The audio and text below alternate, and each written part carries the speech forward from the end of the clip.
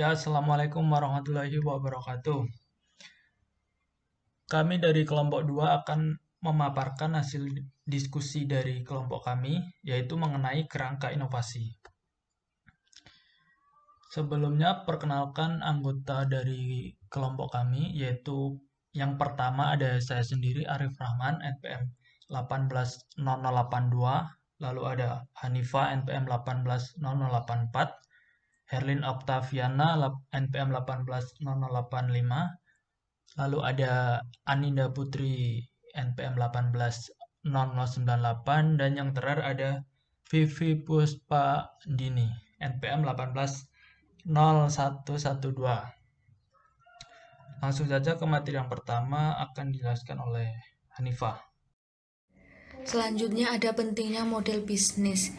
Kenapa model bisnis ini penting? Karena penghubung antara teknologi baru dan kesuksesan komersial. Nah, dalam model bisnis menyediakan platform agar penemuan bisa memberi keuntungan pada pelanggan dan perusahaan, dan memberikan nilai pada pelanggan serta memberikan keuntungan pada perusahaan. Dan selanjutnya ada prinsip utama manajemen inovasi, yaitu mengembangkan model bisnis yang teruji dan membantu inovator dalam mengembangkan produk-produk kreatif, sekaligus kerangka kerja dapat membantu manajemen lebih fleksibel untuk menginvestasikan ide baru. Selanjutnya akan dijelaskan oleh Herlin. Yang selanjutnya ada siklus hidup inovasi.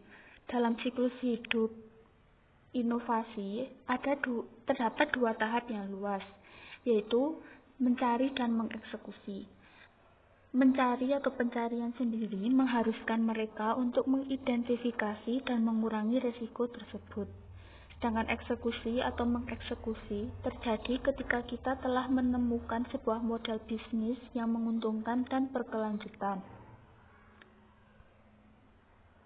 Yang selanjutnya yaitu bagaimana startup dapat menavigasi siklus hidup dengan bertanya dan menjawab 3 pertanyaan penting. Yang pertama ada solusi yang sesuai dengan masalah. Apakah kita memiliki masalah serta solusinya? Apakah pelanggan membutuhkan suatu produk? Apakah kita bekerja untuk mencari sebuah solusi yang memenuhi kebutuhan pelanggan? Atau apakah pelanggan mau membayar untuk solusi tersebut? Yang kedua ada produk yang sesuai dengan pasar. Pertanyaannya, apakah kita membuat sesuatu yang orang inginkan? Apakah kita menciptakan ketertarikan di pasar?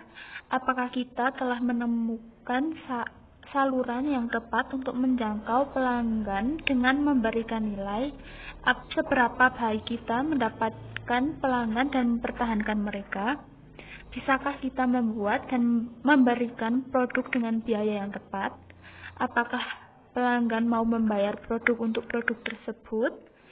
Dan apakah modal pendapatan kita berkelanjutan? Yang ketiga ada pengembangan.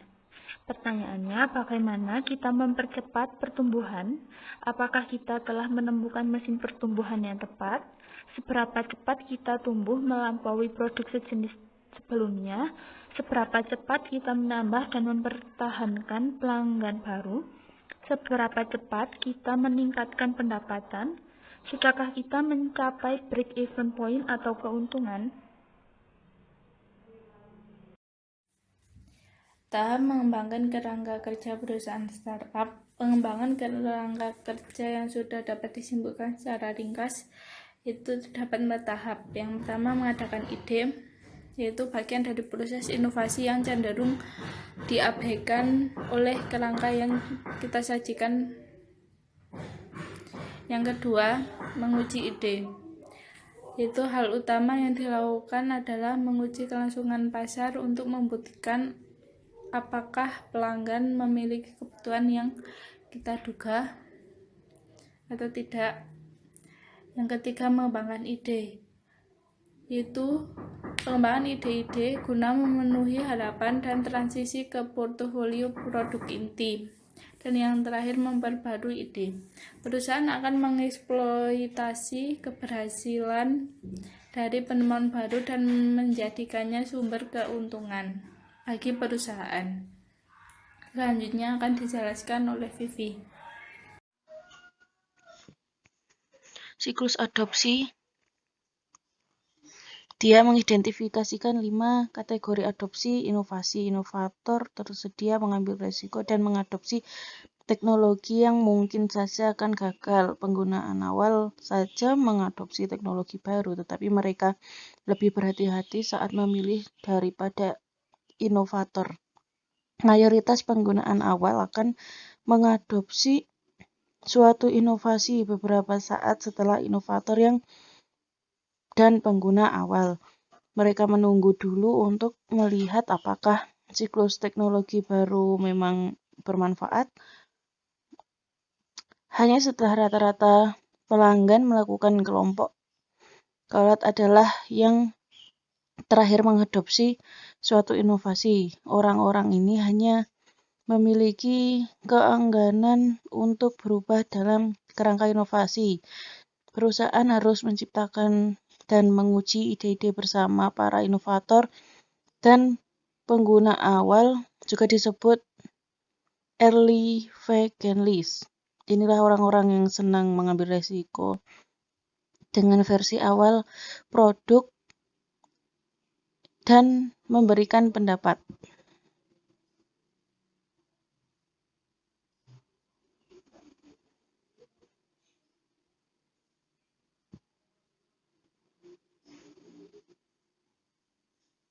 Kerangka inovasi. Portofolio inovasi memiliki sebuah kerangka inovasi menambah dimensi bagi kita untuk menganalisis dan mengelola portofolio inovasi. Di luar 3 jenis inovasi utama serupa dan berupa, kita juga dapat memetakan posisi produk dalam perjalanan inovasi. Dalam memetakan ini akan ada banyak produk inti yang sudah masuk tahap pengembangan dan banyak terobosan ide yang sedang dibuat dan diuji. Itu sebabnya pemetaan portofolio di 2 dimensi mungkin perusahaan untuk tidak hanya mendapatkan portofolio yang seimbang, tetapi juga posisi produk dalam perjalanan inovasi tersebut. Pemetaan ini juga berbentuk akuntansi inovasi yang merupakan fokus dari bab berikut, yang nanti akan dibahas. Kemudian aktivitas inovasi, pemetaan produk Anda. Salah satu keuntungan utama memiliki kerangka inovasi itu kita bisa menggunakan untuk memetakan sebagai produk yang mengetahui posisi di dalam perjalanan inovasi. Hal ini sangat berguna bagi perusahaan besar yang sering berusaha melembagakan kerangka inovasi. Ketika mereka sudah memiliki portofolio produk yang tepat, di antaranya produk tersebut, beberapa proyek inovasi akan berada di berbagai tahap. Beberapa sudah memiliki solusi sementara, yang lain belum. Beberapa telah diluncurkan ke pasar, sedangkan yang lain masih dalam bentuk gagasan.